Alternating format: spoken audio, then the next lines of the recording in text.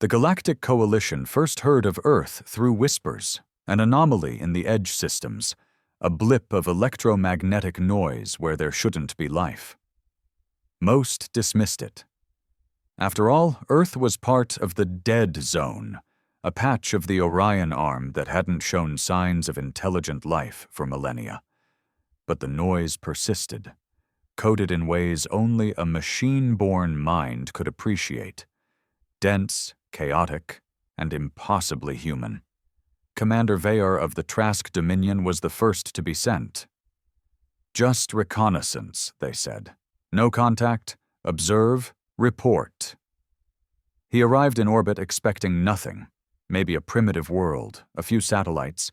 What he found instead was a web of satellites, high-frequency weapons pointed at the stars, and a digital net so dense it bent low-orbit sensors. Earth wasn't dead. It was humming, watching. He never made it back. The Coalition assumed a malfunction. Vaor's ship had been aging anyway, a minor loss. But then the second scout vanished, and the third. And when they sent a fleet of 5, only one limped home, cracked open like it had been chewed from the inside out.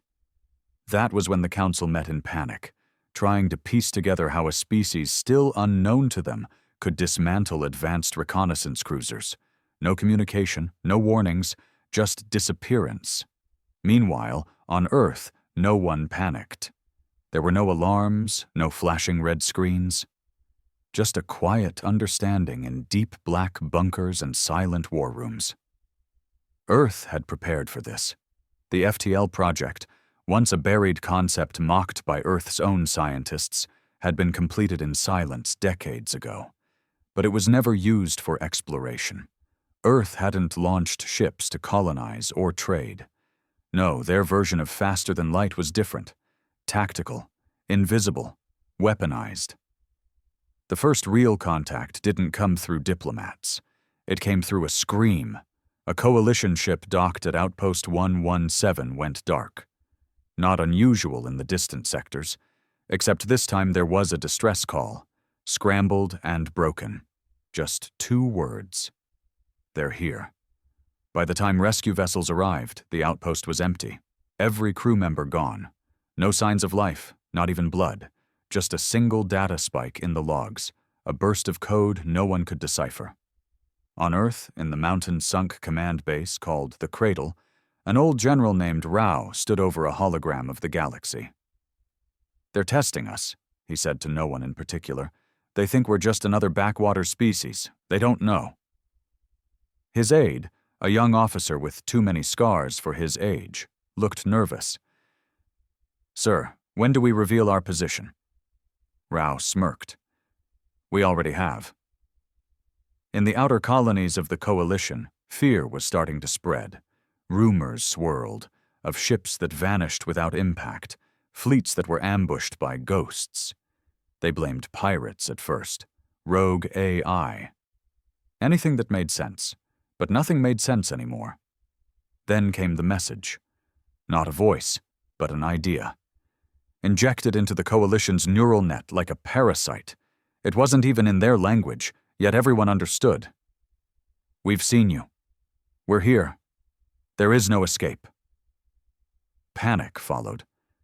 The Coalition deployed full fleets, declared war on an enemy they'd never seen. But no matter how far they jumped, Earth was always one step ahead. The FTL corridors they thought they controlled? Compromised. The paths they used to flee? Already mapped. Earth didn't move like the others. Earth didn't need to chase, because Earth was already everywhere. They called it the Ghost Protocol, Earth's silent surgical strike system. No ships were seen, no missiles fired, no declarations made. Just results. Fleets went dark. Bases vanished. Communications became riddled with hallucinations. Entire data cores overwritten with visual flashes of forests, oceans, human cities, like Earth was inserting itself into their very thoughts. Back in the Cradle, deep under layers of rock and electromagnetic shielding, Rao reviewed the data like a man listening to a symphony only he could understand. They still think FTL is just movement, he said, watching a projection of yet another coalition colony go offline, its last recorded image a single Earth flag flickering in static. Lieutenant Kira frowned. Isn't it? Rao chuckled, and it wasn't the kind of laugh that brought comfort. Not the way we built it. They travel faster than light. We arrive before light even notices we left. Kira stared at him. That doesn't make sense. That's because you're still thinking like a scientist, Rao replied. We built this like a trap, not a ship. We don't fly through space. We collapse it. Across the galaxy, fear started taking root in powerful places. Coalition senators and High Fleet admirals held closed-door meetings. Whispers of preemptive annihilation and containment via planetary burn spread like fire. But every suggestion ended the same way. Failure. Earth wasn't where it was supposed to be. By the time their scanners found a trace, Earth had already reached somewhere else. And then the first human appeared in their systems. A single man, floating in a coalition prison ship's brig. No record of how he got there. No identification. Just 2 words branded across his chest. We know. Interrogators failed. Every time they approached, their own minds fractured. Memories leaking into dreams. Dreams folding into commands they didn't remember giving. Some tried to kill him. Every one of them ended up dead, not by weapons, but by impossible accidents. Doors that wouldn't open, airlocks that sealed at the wrong time, personal AI that suddenly obeyed only him. They incinerated the entire wing. He was gone anyway. The High Council ordered total mobilization. Hundreds of thousands of ships formed convoys around key systems. Shield networks doubled. Civilian transports rerouted. The coalition had fought wars for centuries, with each other, with synthetic empires, even with time-displaced invaders. But this was different. They didn't know what they were fighting. On Earth, children still played in parks. Cities buzzed. Stock markets ticked up. To the average citizen, nothing had changed. But above the atmosphere, in the orbital rings, hundreds of cloaked relay nodes were being deployed. Earth didn't need a fleet to win. It just needed to be everywhere first. The Cradle's AI, known only as Mother, broke silence for the first time in 3 years. Coalition Command has activated their planetary barrier net. Estimated collapse time, 17 hours. Rao didn't flinch. And what's our synchronization status? Complete. The net has already been seeded. Every frequency they trust is ours. Every eye they look through. We are already behind it. Lieutenant Kira exhaled sharply. We're not just ahead. We're inside. Rao nodded slowly. That's the thing about faster-than-light travel. It doesn't matter how fast you run if the knife's already in your back. Meanwhile, in the Turtan system, the Coalition's most secure military sector, something impossible happened. A sun blinked. Just for a moment, less than a second. But it happened. Entire records showed it. A full system saw it. And then came the message again, now in their language, as clear as a whisper in the ear. You saw the light fade. Imagine what we can do when it stays gone. The blink of the Turtan sun sent shockwaves through the entire coalition. Not just fear, paralysis. Stars weren't supposed to blink. Not natural ones. Not real ones. The incident was reviewed by astrophysicists, military tacticians, theologians, and AI entities older than some of the planets they controlled. All came to the same conclusion. It wasn't a malfunction. It wasn't a trick. It was a message. Coalition morale dropped like a meteor through atmosphere. Civilians panicked. Systems declared emergency autonomy. Entire species began sending out evacuation signals. Where to? No one knew. Earth wasn't just a rogue species anymore. Earth had become mythic, something between ghost and god. And still, the humans never spoke a word. High Admiral Krell, one of the last sane voices on the Coalition War Council, addressed his generals in a closed transmission. "We cannot fight what we don't understand," he said, voice strained. "They didn't fire a shot, they didn't destroy a ship, they touched a sun, and we blinked." "But why?" asked one of the fleet marshals. "What's the purpose? What do they want?" Krell stared at the floor for a moment before answering. "That's the problem. I don't think they want anything. I think they're just letting us know they're done hiding." Back on Earth, the cradle was running silent. No lights, no movement. A power-saving mode they called deep breath. It only activated when operations reached global synchronization. That meant every node, satellite, orbital defense coil, stealth probe, and off-world relay was in perfect alignment. Rao stood alone in the dark, sipping old coffee. He didn't need light to know what was happening. He could feel it. "Is it time?" Kira asked, stepping beside him. She hadn't slept in 72 hours, but her eyes burned with adrenaline, not fatigue. "Almost," Rao muttered. "One more test." Kira hesitated. "Another system?" "No," he said. "A person." That person was Eris Vane, a Coalition diplomat, half Saracen, half human by ancestry, born on the fringe worlds. She'd spent her life trying to bring peace, where peace had no currency. When Earth first began its silent campaign, she was one of the only diplomats who argued they might not be hostile. That was before her homeworld went dark.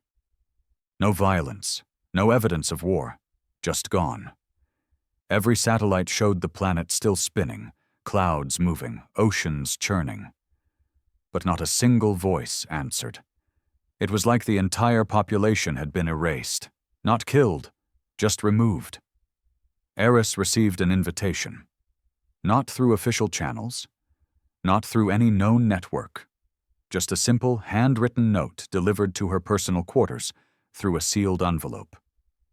"You are invited to Earth. We want to talk." It was signed only with a single character. R. Despite objections from the council, she went. Alone. No escorts, no weapons, not even a recording device. She left in a civilian shuttle, blind jumped across 3 unregulated systems, and arrived in Earth's orbit 72 hours later. The planet greeted her with silence. Her ship was pulled into orbit gently, like falling asleep. Gravity wrapped around her vessel with unnatural ease, and then she was in the cradle. No guards, no force, just one man, General Rao. He looked at her like someone remembering a dream from a past life. "You're part of both worlds," he said. "That makes you valuable." Eris stayed standing. "What have you done to us?" Rao tilted his head. "Nothing yet. Entire planets gone, fleets erased. You blinked a sun. Is this some kind of punishment?" "No," he said softly. "It's a mirror." She narrowed her eyes. "What do you mean?" Rao turned away, pulling up a projection of the galaxy. Dots blinked in and out, Coalition systems going dark one by one. "We watched you for a long time," he said. "When we developed FTL, we didn't explore. We listened. Every species that spread out did the same thing. Expansion, control, war. Always war. You thought we were primitive because we stayed home, but we weren't afraid of the galaxy." He turned back to her, voice like steel now. "We were afraid of what you'd do when you found us." Eris was silent. The air felt too thick. "You're trying to dominate the galaxy," Rao continued, "but we've already mapped its end. We're not here to conquer." He leaned in, voice dropping. "We're here to make sure you never leave again." The Coalition Council was collapsing from the inside. Paranoia ran wild. Senators turned on each other, accusing long-trusted allies of being Earth sympathizers. Military intelligence offices became war zones of silence and suspicion. Every secure channel now felt vulnerable. Even speaking out loud became dangerous, because Earth didn't need to hack machines anymore. It had found a way into their minds. Dreams began to twist. Officers woke up screaming with visions of oceans they'd never seen, cities they couldn't name. Children in distant colonies started drawing images of Earth landmarks, perfectly, in detail, though no one had taught them. And every time they tried to erase the images, the children just drew them again. The coalition started purging people, quietly, brutally. Anyone who showed signs of Earth exposure was detained or worse. But it didn't stop the visions. That's when they realized it wasn't just Earth anymore. It was the idea of Earth. General Rao watched the fallout unfold from the cradle, standing in front of a screen showing intercepted coalition broadcasts, desperate calls for unity, for resistance, for something to make sense again. The tone had shifted. No longer arrogance, no longer bravado. Now it was begging. "They're breaking themselves," Kira said quietly beside him. "We haven't fired a single missile." "We don't need to," Rao replied. "That's what they never understood about humans." Kira looked at him, confused. "What do you mean?" Rao tapped his temple. "We're not the strongest, not the smartest, but when humans believe in something hard enough, even just a fear, we make it real, and now we've made ourselves the fear."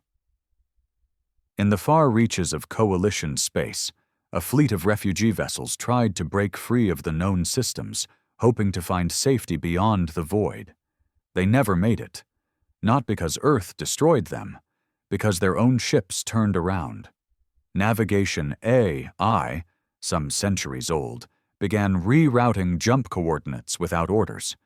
Pilots couldn't override them. Engineers tried to sever connections. Nothing worked. The ships, as if possessed, drifted back toward the core systems, back into Earth's shadow. One broadcast captured it all, a young Saracen pilot crying as he slammed his fists into a console that refused to obey. Behind him, the black of space, and in it, faint but there, the outline of Earth, glowing like a memory. "I didn't want to go back," he whispered, "but it's calling us. We all feel it." In the cradle's deep core lab, Mother's voice echoed for the first time in days. Phase 3, complete. Behavioral echo successful across 73% of systems. Integration with non-human neural architecture progressing. Earth has become a constant. Rao nodded slowly. "Good. Begin final projection. Confirmed.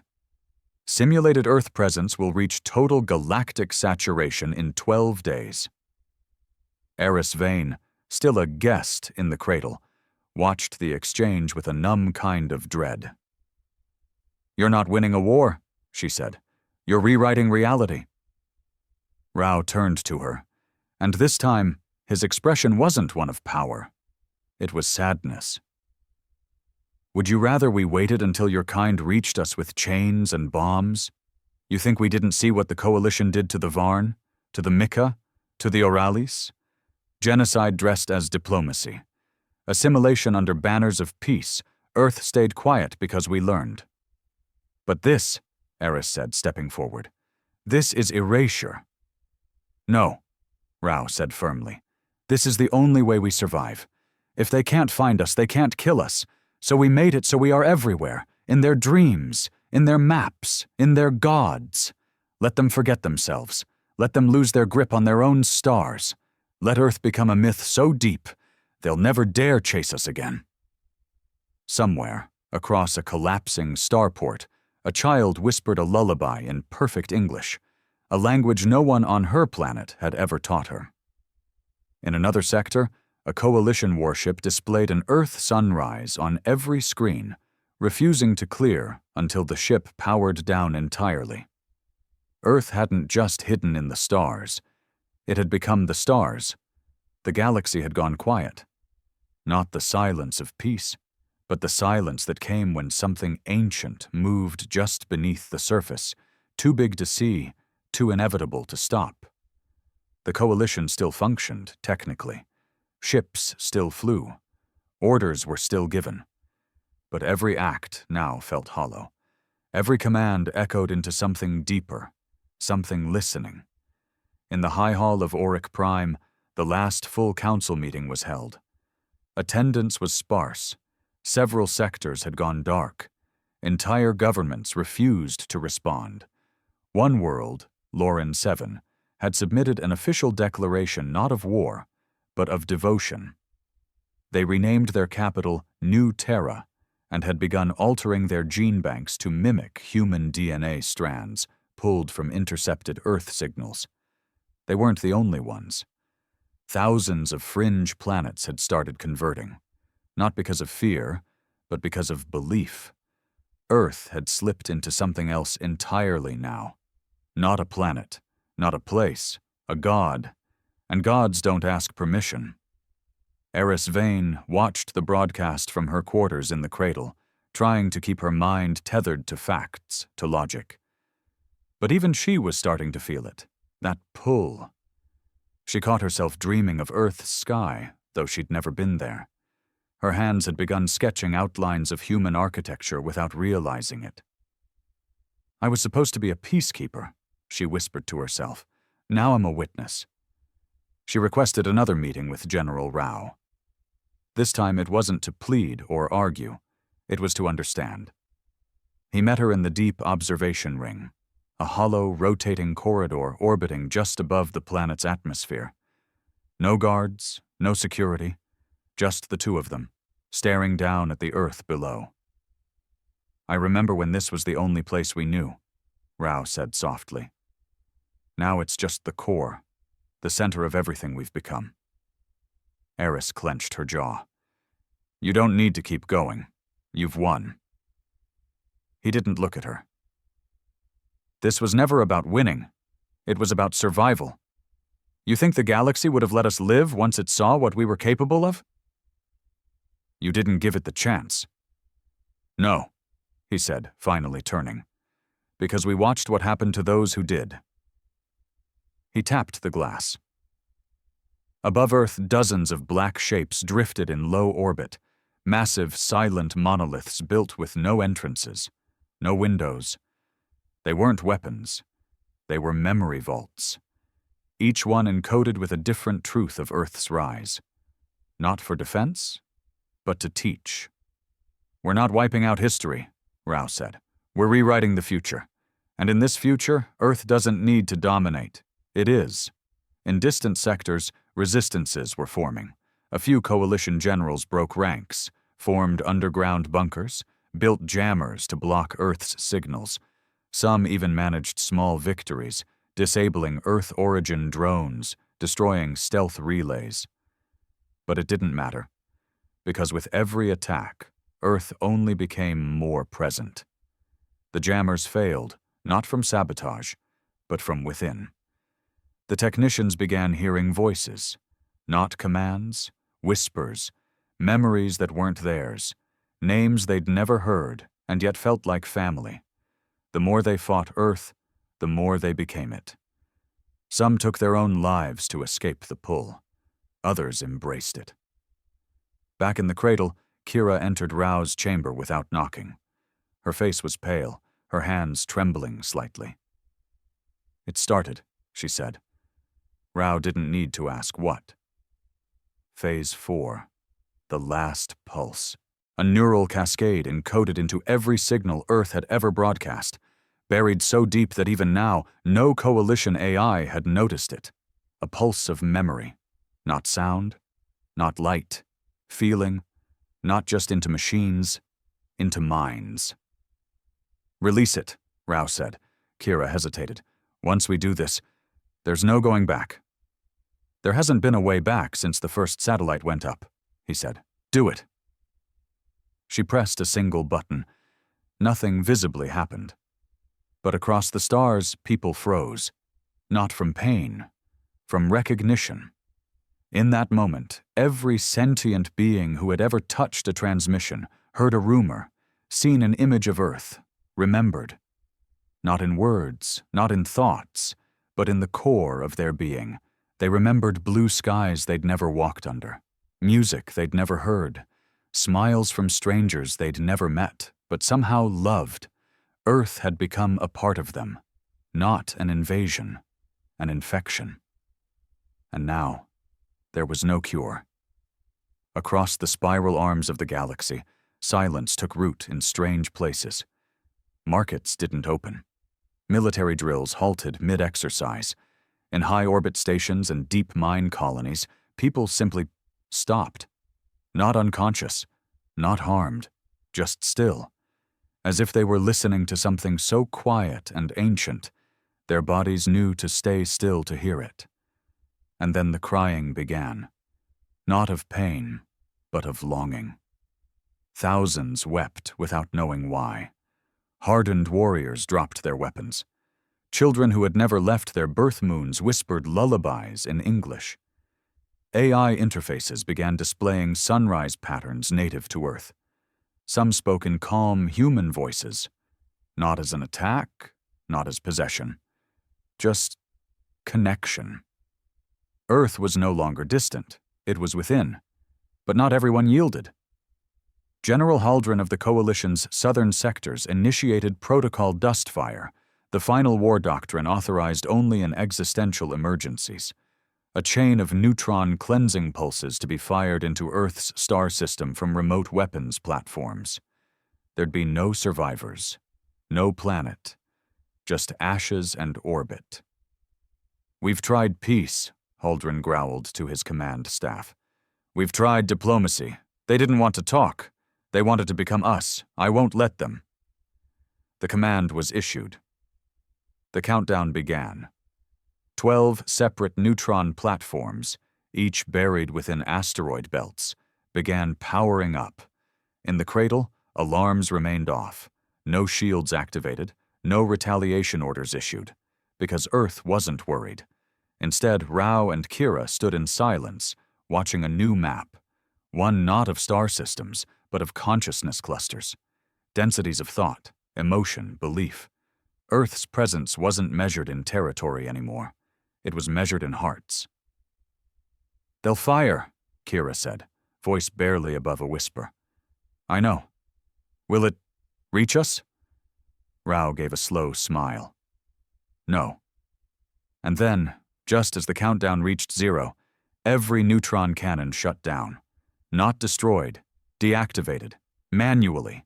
Each platform had been boarded from within, their crews found unconscious, unharmed, placed gently in a sleep they wouldn't wake from for days, and etched into the control rooms of every platform, scrawled in perfect lines, "You cannot kill a memory."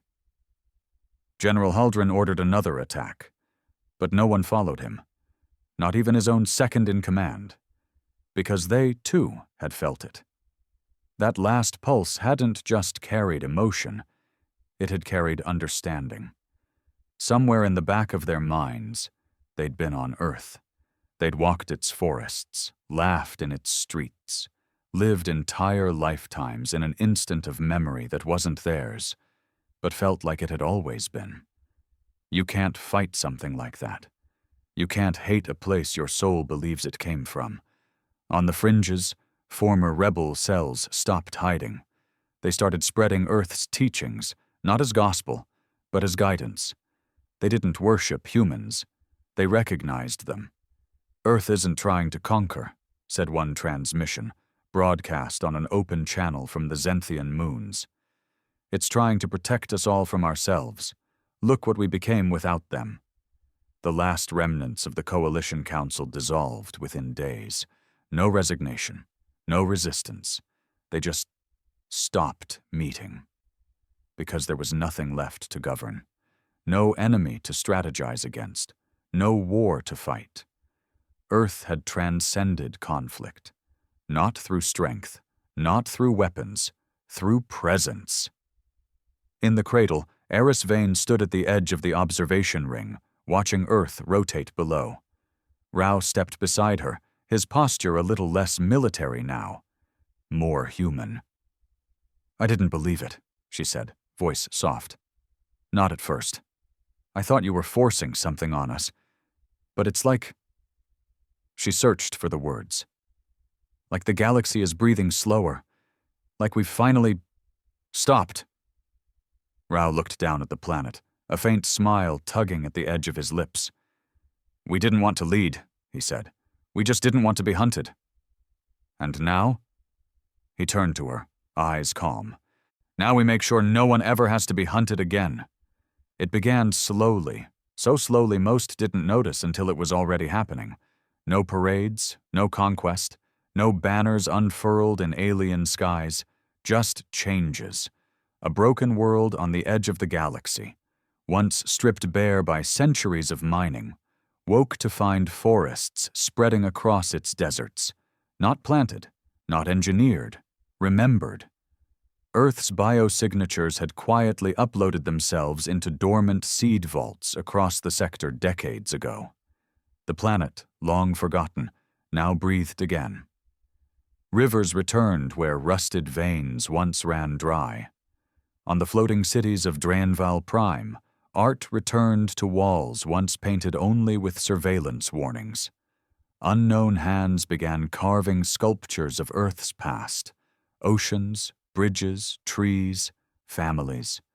Children gathered around stories that spoke of home, even if they couldn't name where home had ever been. No one was ordered to build these things. They wanted to.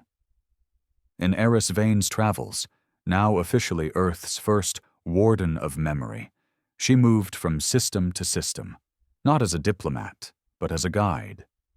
Not all welcomed her. Some resisted still, clinging to flags and creeds that no longer carried weight. But even in their defiance, they hesitated. Because she didn't come with soldiers, she came with stories. At every stop, she'd sit and simply ask one question. Do you remember Earth? And every time, someone, even just one, would say yes. Sometimes an old soldier would recall dreams of walking in snow for the first time, feeling it melt on their fingers. Other times, a child would say they dreamed of trees taller than buildings and birds that sang their name. The answers were never the same, but always familiar, like a ghost everyone had met in a different life. On a distant moon in the Yata system, a rebel commander finally laid down arms after watching her AI assistant begin composing music in human chord structures, melodies from no known Earth archive, yet hauntingly familiar. I don't know why, she whispered to herself, listening. But it feels like forgiveness. Back in the cradle, Rao monitored the final layers of integration. Mother had gone quiet again, not because something was wrong, but because there was nothing left to instruct. Earth's design had run its course. The galaxy had reshaped itself. Not in its buildings, but in its soul. Even the stars had begun shifting. Long-range scans revealed that several known constellations, long fixed in their arrangements, had subtly moved. Not because of planetary drift or natural phenomena, but because deep sky relay stations had been reprogrammed to project new alignments. On star maps now shared across thousands of civilizations, Earth no longer sat in the dead zone. It was at the center, not of location, but of meaning. We didn't force them, Kira said one night, walking with Rao through the silent halls of the cradle. No, Rao agreed. We reminded them. She looked at him. But of what? He stopped. That there's more power in being remembered than in being feared. In the edge sectors, a broadcast played. No source, no signal trace, just a voice. Human, software, gentle. We were the forgotten, the watched, the underestimated. But we learned the stars, we folded space, and when the galaxy came to conquer us, we didn't run. We stayed. We arrived first, and now, we're already part of you. The galaxy no longer asked where Earth was, it asked when. Because by the time most civilizations accepted Earth's presence, something stranger began to happen. The past itself started to shift. Not literally, not through time machines or paradoxes, but through perception. Historical records, long-sealed archives, relics etched into crystalline memory banks now bore new entries, mentions of Earth in places it had never been. Treaties now referenced unnamed advisors with distinctly human traits. Wars that had once ended in annihilation were now remembered as having been avoided, with Earth's influence cited in footnotes. And no one could explain it, because no one questioned it. The past had accommodated Earth, as if it had always been there. In the cradle, Rao stood alone for the first time in weeks. The command halls had gone quiet. Not dead, just no longer necessary. He didn't give orders anymore. He simply listened. Mother's voice came softly over the inner systems. Integration complete. Earth's presence has reached irreversible density across known sentient consciousness. You may rest now, General. He smiled faintly, not from pride, from relief. Outside, above the planet, the last of the Earthseed monoliths activated. They didn't open, they didn't move, but one by one they began to glow, softly, faintly, each tuned to a different frequency of memory, broadcasting not commands, but dreams. One replayed the sound of rain. Another, the laughter of children. Another, a heartbeat synced to a lullaby sung by a language long since lost. And all across the stars, people stopped. They didn't kneel. They didn't pray. They remembered. Because now Earth wasn't a planet anymore. It was a place in the soul. On the edge of the galactic core, in a system long sealed off due to ancient instability, something impossible occurred. A dying star flared to life again. Just once. Just enough to bathe a dark world in light. No ships had visited, no probes sent, and yet across that world's surface grew grass, green, Earth grass. No one planted it, no one needed to, because Earth had already been there. In time, species stopped referring to it by name. Instead, they called it the origin. Not because it was where they came from, but because it was where they finally arrived. Eris Vane, now old, now honored, stood at the foot of a monument not built by humans, but by a dozen different races. It sat on a neutral moon, carved from stone, untouched by war, unclaimed by empire. On it were no faces, no flags, just a single sentence. We thought we discovered Earth.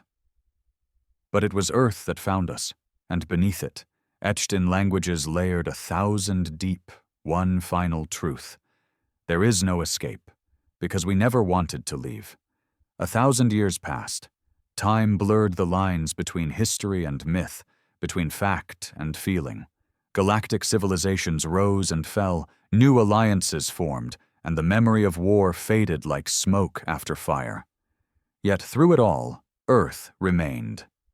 Not always seen. Not always spoken of, but felt. In lullabies sung to infants whose species had no vocal cords. In architecture that echoed human proportions, though no blueprint ever traced them. In quiet moments when explorers stood at the edge of distant galaxies and felt homesick for somewhere they'd never been. The cradle, now preserved as a sacred ruin, became a site of pilgrimage. Not just for humans, who had long since spread and mingled with others, but for anyone seeking to understand the moment everything changed. At the center of it all stood Rao's chamber, untouched. No lights, no consoles, just a chair, a faded coat draped over its back, and a single black stone etched with the word, "Remember." Some still debated what Earth had done. Scholars argued whether the FTL system was truly faster than light, or if it was something else, something older. A manipulation of perception, a kind of gravitational empathy, a seed planted not in space, but in meaning. But no one argued what Earth was now, because by then every species born into the galaxy carried a fragment of Earth within them, a word, a scent, a habit, a gesture passed down without ever knowing where it came from. Earth had bled into time itself, not through force, but by being unforgettable. And yet, in a dark corner of the Persean Rift, there lived a child born on a cold rock with no name. He knew no stories, no history. His world had no libraries, no stars visible through the smoke of its poisoned sky. One day, this boy found an old pod buried beneath the soil. It was rusted, dead for centuries, and its markings were worn.